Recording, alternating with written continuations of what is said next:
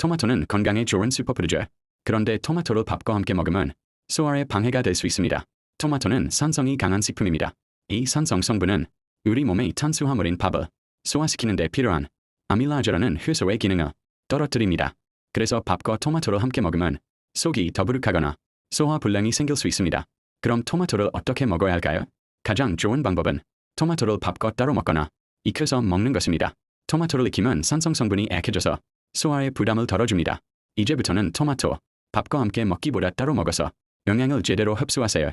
매일 앉아있는 사무실 책상 깨끗해 보여도 사실은 변기보다 훨씬 더럽다는 충격적인 사실 알고 계셨나요? 한 연구에 따르면 사무실 책상에는 변기보다 무려 400배나 많은 세균이 살고 있다고 해요. 우리가 자주 사용하는 키보드, 마우스, 전화기에는 수많은 세균이 번식하고 있습니다. 그렇다면 어떻게 관리해야 할까요? 가장 중요한 건 자주 닦아주는 것입니다. 알코올 솜이나 살균 소독제 티슈를 사용해 책상과 키보드, 마우스를 닦아주세요. 특히 손이 자주 닿는 곳을 중심으로 닦아주면 좋습니다. 주기적인 청소는 물론 손을 자주 씻고 손 소독제를 사용하는 습관도 중요합니다. 이제부터는 사무실 책상도 내 건강을 지키는 공간으로 만들어보세요.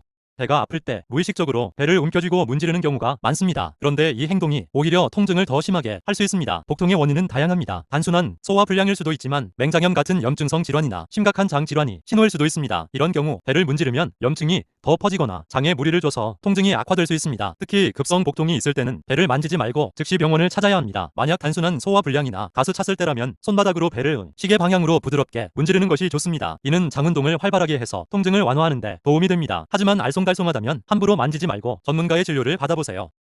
감기약 먹을 때 술 마시면 안 된다는 말 한 번쯤 들어보셨죠? 사실은 단순한 경고가 아니라 우리 몸에 치명적인 독이 될 수 있습니다. 감기약에 들어있는 아세트아미노펜 성분은 간에서 해독됩니다. 그런데 이 성분과 알코올이 만나면 간에 치명적인 독성 물질을 생성하게 됩니다. 약의 효과가 떨어지는 건 물론이고 간이 손상되어 심각한 경우 간염이나 간 부전까지 올 수 있습니다. 감기약뿐만 아니라 진통제나 다른 약들도 마찬가지예요. 약을 복용하는 동안에는 반드시 술을 피해야 합니다. 건강을 위해선 약을 먹는 동안 절대 술을 마시지 마세요. 우리 몸의 해독기관인 간을 지키는 가장 중요한 습관입니다.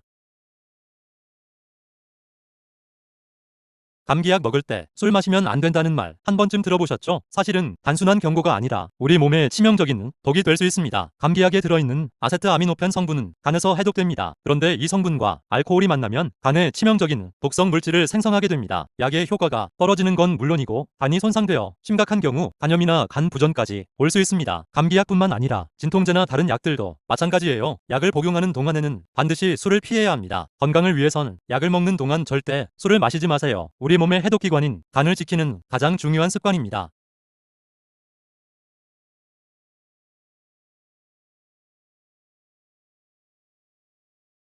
튀김을 하고 남은 기름 아깝다고 다시 사용하시나요? 오래된 기름을 재사용하는 것은 우리 몸에 독이 될 수 있습니다. 식용유는 공기나 열에 노출되면 산패라는 현상이 일어납니다. 산패된 기름은 독성 물질을 생성하는데요. 이 물질들은 소화 장애를 일으키고 심하면 암까지 유발할 수 있습니다. 특히 튀김 요리를 하면 기름이 고온에 여러 번 노출되기 때문에 산패가 더 빠르게 진행됩니다. 한 번 사용한 기름은 다시 사용하지 않는 것이 가장 좋습니다. 만약 꼭 재사용해야 한다면 한 번 튀김용으로만 사용하고 기름이 갈색으로 변하거나 냄새가 나면 바로 버려야 합니다. 이제부터는 건강을 위해 남은 기름에 미련을 두지 마세요.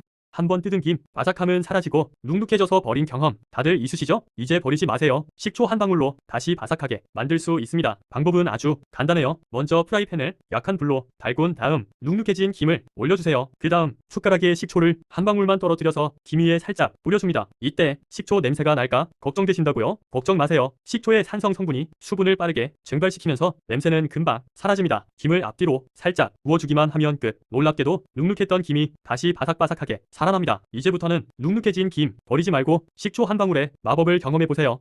감자와 양파는 요리에 함께 자주 사용돼서 같이 보관하는 경우가 많습니다. 그런데 이 두 채소를 함께 두면 둘 다 빨리 상하게 된다는 사실 알고 계셨나요? 양파는 에틸렌이라는 가스를 방출합니다. 이 가스는 감자의 싹을 나게 하고 감자를 빨리 물러지게 만들어요. 반대로 감자는 양파를 무르게 하는 습성을 가지고 있습니다. 서로에게 좋지 않은 영향을 주는 거죠. 감자와 양파를 싱싱하게 오래 보관하고 싶다면 반드시 따로 보관해야 합니다. 감자는 햇빛이 없는 서늘한 곳에 신문지에 싸서 보관하는 것이 좋고 양파는 망에 담아 통풍이 잘 되는 곳에 걸어두면 좋습니다. 자, 이제 감자와 양파 더 이상 함께 두지 마세요. 작은 습관으로 더 신선한 식재료를 즐길 수 있습니다.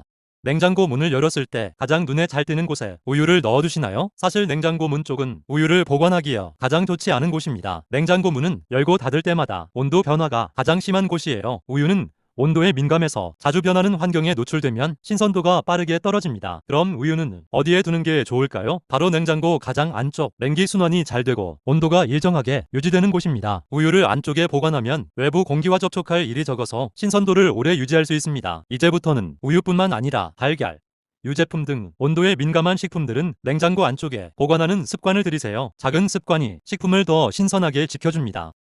스마트폰 배터리 0%가 될 때까지 썼다가 원충하는 분들 많으시죠? 그런데 이 습관이 배터리 수명을 확 줄인다는 사실 알고 계셨나요?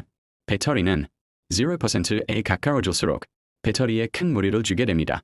배터리 셀이 스트레스를 받아서 수명이 빠르게 단축되어 전문가들은 스마트폰 배터리를 20%에서 80% 사이로 유지하는 걸 가장 좋은 습관이라고 말해요. 이 구간에서는 배터리 효율이 가장 좋고 셀에 무리가 가지 않기 때문이죠. 가장 좋은 건 배터리 잔량에 신경 쓰지 않고 수시로 충전해주는 거예요. 잠깐이라도 틈이 날 때마다 충전기에 꽂아두세요. 이제부터는 배터리 0%를 만드는 습관 대신 수시로 충전하는 스마트한 방법으로 배터리 수명을 길게 유지해보세요.